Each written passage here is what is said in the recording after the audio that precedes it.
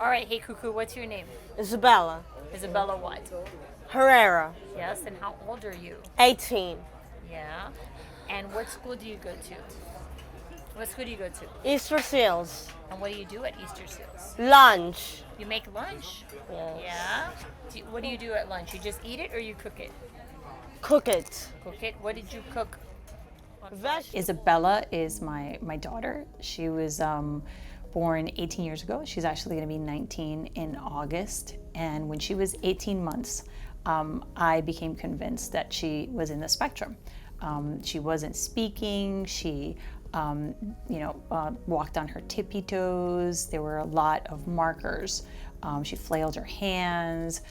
She fixated on certain objects for a long period of time. When Isabella was 18 months old, there weren't a lot of girls that were diagnosed with autism. The understanding at that time was that autism was a disease that impacted mainly boys. I actually put her in therapy for autistic children right around 20 months. So we started the therapy and trying to help her as soon as possible, because I thought, if I'm right and she is in the spectrum, she needs as much help as possible. Isabella finally got her autism diagnosis a few days before she turned 6 years old.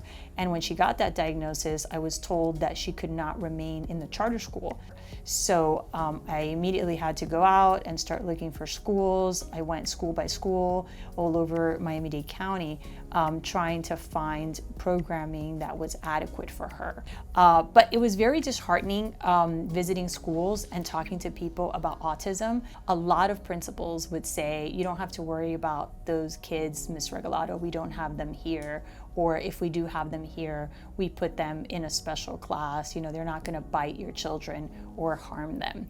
And for me, that was very shocking because this idea that autistic people were somehow broken, that they had to be fixed. People would approach me about, when I asked about autism, about different programs and different therapies so that people could not be autistic.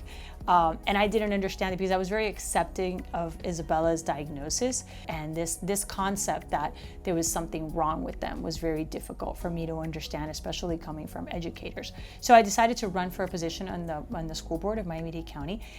It's interesting because people thought that because I come from a family of politicians, that I ran for that reason. But it was really about giving a voice to children with disabilities on the board and demystifying a lot of the misinformation at the school system and beyond about autistic people.